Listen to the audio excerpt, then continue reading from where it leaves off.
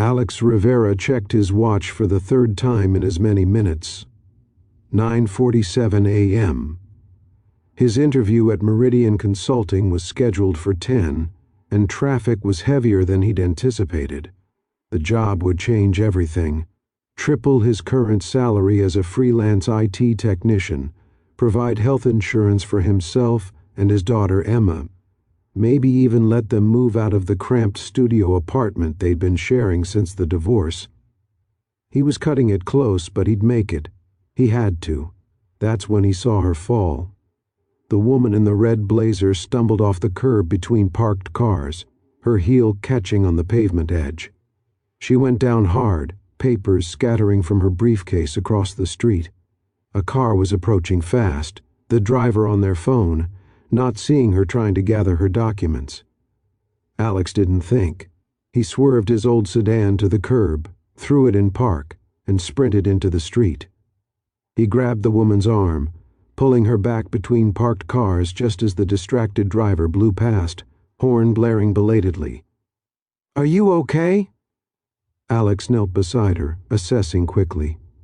She was blonde, maybe late 30s, dressed expensively, and her ankle was already swelling. "My ankle, I think I twisted it." She winced, trying to stand. "And my papers, they're—" "Don't move, let me check it first." Alex gently examined her ankle with practiced hands. He'd been a combat medic in the army before Emma was born. Probably sprained, not broken. "You need ice and elevation. Can you call someone?"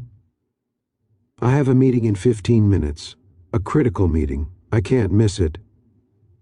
Alex looked at his watch. 9:51. His interview was starting in 9 minutes. If he left now, drove aggressively, he might still make it. "Where's your meeting?" he asked instead. "Meridian Consulting. 3 blocks that way." She gestured, her face tight with pain. The same building, the same company. The universe was either very cruel or very strange. "Okay, here's what we're going to do. I'm going to gather your papers, help you into my car, and drive you to your meeting. Then I'm going to find you ice and get you situated somewhere you can elevate that ankle. You don't have to, you can't walk on that, and you said the meeting was critical. Let me help." Alex collected her scattered documents, helped her to his car, and drove the 3 blocks while she made frantic calls rescheduling her morning. He learned her name was Vanessa, that she worked in corporate strategy, that she was late for something important, but wouldn't elaborate. At Meridian's building, Alex helped her to the lobby, found her ice from the coffee bar, and settled her in a chair with her ankle elevated on her briefcase. "Thank you," Vanessa said, genuine gratitude in her voice. "You've been incredibly kind. Can I get your name? I'd like to—" "Alex Rivera. And you don't need to thank me. Just take care of that ankle, okay?" He checked his watch. 1:03. His interview had started 3 minutes ago. "I need to go, feel better."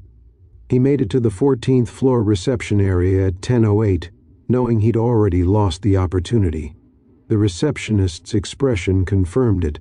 "Mr. Rivera, your interview was scheduled for 10. Miss Castellano doesn't tolerate tardiness." "I'm afraid, I understand. I apologize. There was an emergency. Is there any possibility of rescheduling? I'll ask, but—" The receptionist's sympathetic look said everything. Alex sat in the waiting area, filling out the visitor log while the receptionist made a call. He thought about Emma, waiting at his sister's house, excited about the possibility of her own bedroom if Daddy got the big job. He thought about the medical bills still outstanding from her ear infection last month, about the car that needed new brakes, about the constant calculations of which bill could wait another week. He'd done the right thing helping Vanessa, but the right thing had just cost him the opportunity to provide better for his daughter. "Mr. Rivera?" The receptionist looked confused. "Miss Castellano will see you now. Conference Room C. Really? Even though I was late? Apparently. Go figure. Alex followed the directions, finding a glass-walled conference room. Inside sat 3 people, a stern-looking man in his 50s, a younger woman with a tablet, and in the chair at the head of the table, ankle elevated on a stack of papers, ice pack visible. Vanessa. She smiled as he entered. Mr. Rivera, thank you for joining us. I'm Vanessa Castellano, CEO of Meridian Consulting. I believe we've met. Alex's mind reeled. The woman he'd helped was the CEO, the person conducting his interview. Yes, I helped you. I didn't know that I was the CEO, that this was your interview. Vanessa gestured to a chair. Please sit. I'd like to hear why you were late to what I assume you knew was an important interview. Alex sat, aware of the other interviewers watching intently. I saw someone fall in the street. She was injured, in danger, with papers everywhere. I stopped to help. Even though it made you late? Yes. Why? Because she needed help. Because someone distracted on their phone almost hit her. Because I'm a father, and I'd hope if my daughter were in danger, someone would stop to help her instead of worrying about appointments. Vanessa exchanged glances with the other interviewers. The position you're applying for is Senior IT Systems Manager. According to your resume, you're currently freelancing, doing contract work. What made you apply for this role? Stability, benefits, the ability to provide better for my daughter. I'm good at what I do, but freelancing means inconsistent income and no health insurance. Emma deserves better than what I can give her right now. What happened to your previous employment? I was working full-time at a tech startup. When my wife left, I needed more flexible hours to handle childcare. The startup couldn't accommodate that, so I went freelance. It's been manageable, but barely. The interview continued for 45 minutes. They asked technical questions that Alex answered confidently, drawing on years of experience. They asked about his approach to team management, to crisis situations, to balancing competing priorities. Finally, Vanessa leaned forward. One last question, Mr. Rivera. You knew this interview was critical for your family's well-being. You knew being late might cost you the job, but you stopped anyway to help a stranger. Do you regret that choice? Alex thought about it honestly. No, because I want my daughter to grow up knowing that doing right matters more than getting ahead. I'd rather struggle financially than teach her that other people's welfare is less important than our convenience. Even if it cost you this opportunity, even then. Though I really hope it didn't, because I genuinely need this job and I'm qualified for it. But yes, even if it did.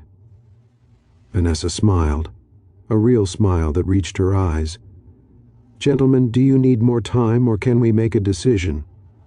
The older man shook his head. I've heard enough. The woman with the tablet nodded. Same. Mr. Rivera, Vanessa said, we'd like to offer you the position. Senior IT Systems Manager, starting salary of $120,000. Full benefits and flexible scheduling to accommodate your parenting responsibilities. Alex felt the air leave his lungs. You're offering me the job, even though I was late? You were late because you saved my life and took care of me when you had every reason to prioritize your own needs. That tells me more about your character than any interview answer could.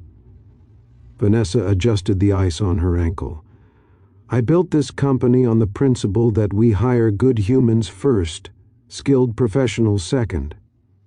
You're clearly both. I don't know what to say. Say yes. Say you can start in 2 weeks. Say you'll bring that same integrity to this role that you showed this morning. Yes.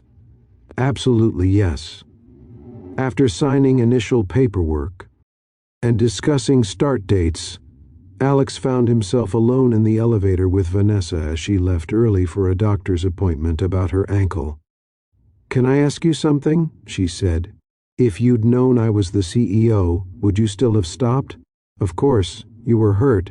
That doesn't change based on your job title. Most people see opportunities, not people. They would have weighed the cost-benefit and kept driving. Then most people have their priorities wrong." Vanessa laughed. "You're going to do very well here, Alex. We need more people who understand that success means nothing if we've lost our humanity achieving it." 2 weeks later, Alex started at Meridian. The job was everything he'd hoped. Challenging work, fair pay, colleagues who respected work-life balance. Emma got her own bedroom in their new apartment. The medical bills got paid. The car got fixed. But more than that, Alex found a company culture that matched his values. Vanessa had built Meridian on principles of integrity and human decency, and she hired accordingly. In his first month, Alex watched the company pause a critical product launch to address an employee's family emergency.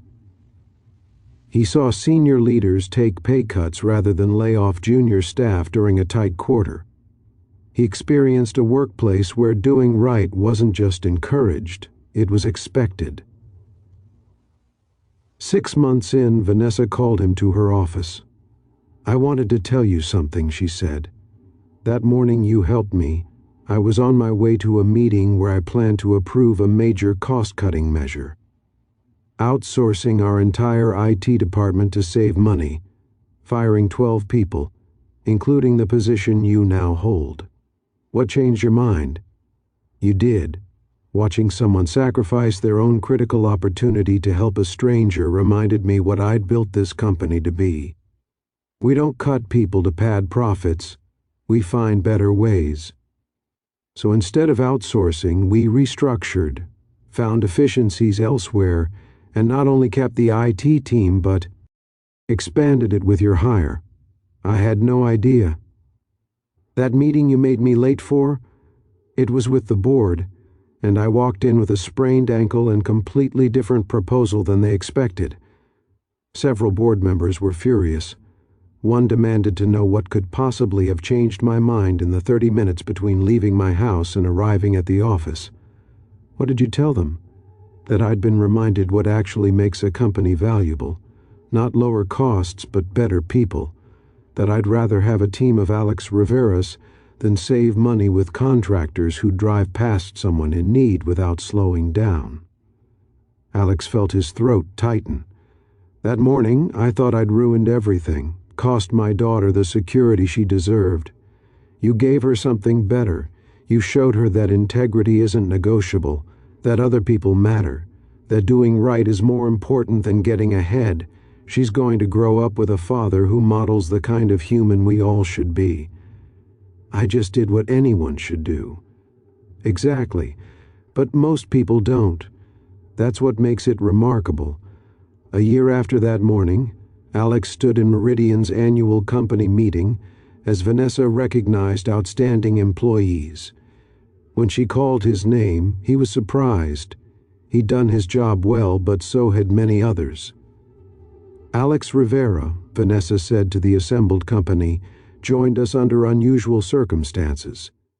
He was late to his interview because he stopped to help an injured stranger who turned out to be me. In the years since, he's exemplified the values this company was built on, putting people first, acting with integrity, and understanding that how we treat each other matters more than quarterly profits." She paused, looking directly at Alex.